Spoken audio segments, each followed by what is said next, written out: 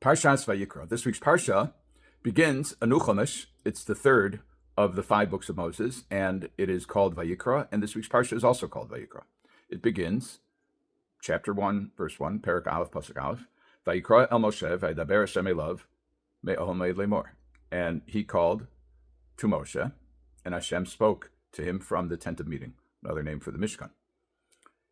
Let's focus on the next verse.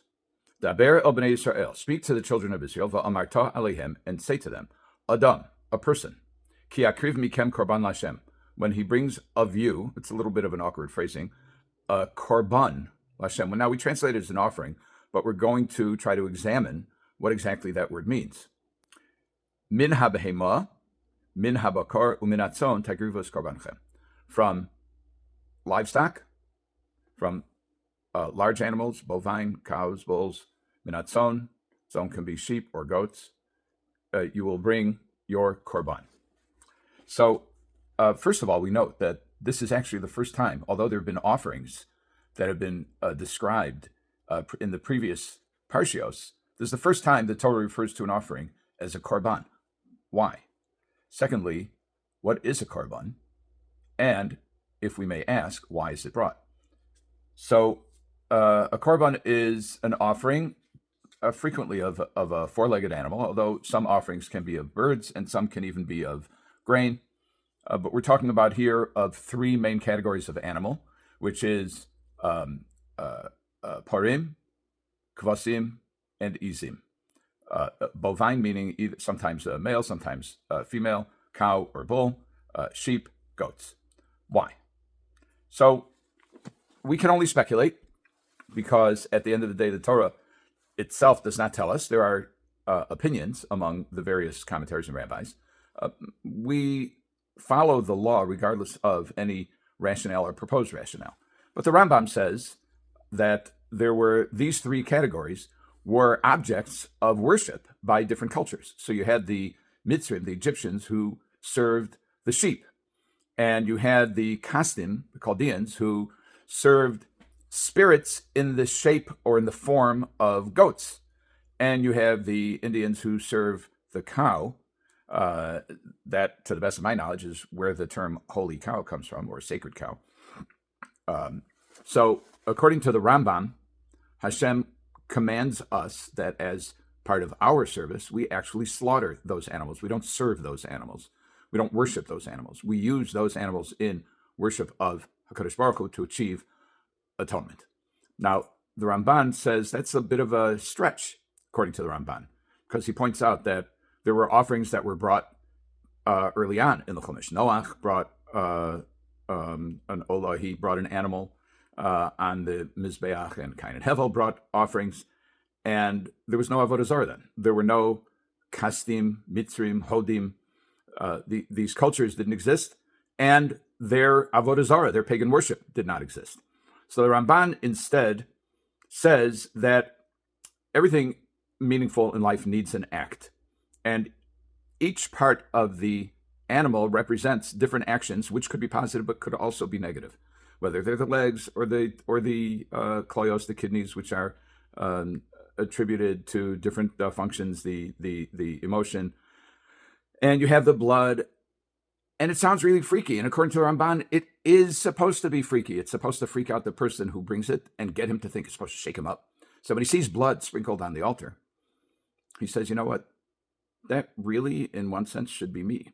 And when he sees a hefshet, when he sees the skinning of the animal, he thinks about his own lack of worthiness. That's if it's a sin offering. And it's a not sure you would call it disgusting, but it certainly is a unsettling act to take an animal which was previously alive and to sprinkle its blood on the altar. So according to the Ramban, the goal is to strip away the barriers to a relationship to HaKadosh Baruch Hu. And he says explicitly, he says, we don't know why God, quote, needs the Korban.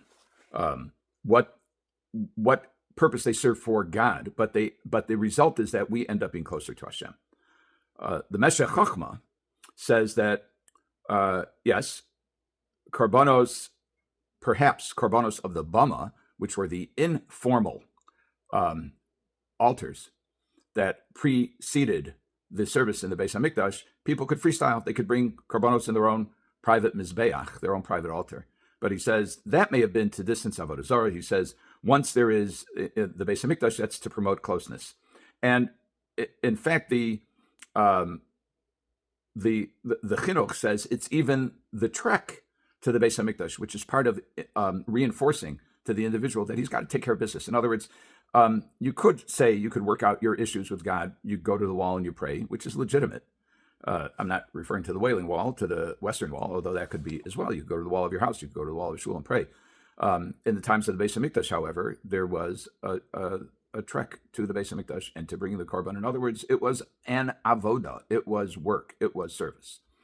The Rosh, who is a Rishon, Rabbeinu Asher, and of contemporary times or modern times, or Shomshon and Hirsch, they both say the korbanos are not offerings to God. They are, in a sense, they're brought to God. They're brought in His house. But what they really are a vehicle, a mechanism for bringing a person closer to HaKadosh Baruch Hu. And then when you talk about korban, the language of korban either means that it brings a person closer, or it means the person brings this to the mizbeach, to the altar. And it could be that the reason that we haven't used the term korban before is that if somebody freestyled, he basically brought his altar to him. He built his own altar in his backyard or wherever, and he served Hashem.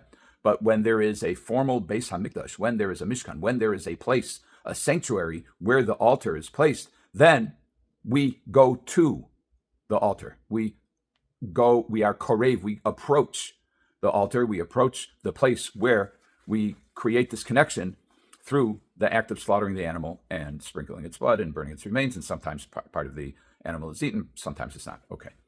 So, and the verse in Mishlei, the Meforshim point out, the verse in Mishlei says, Kol po'al Hashem l'ma'anehu. Hashem made everything for Himself.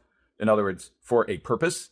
And there are lots of creations that serve multiple purposes, and animals are among them. And one of the defined purposes, the intended purposes of the creation of the animal, is to be brought as a korban.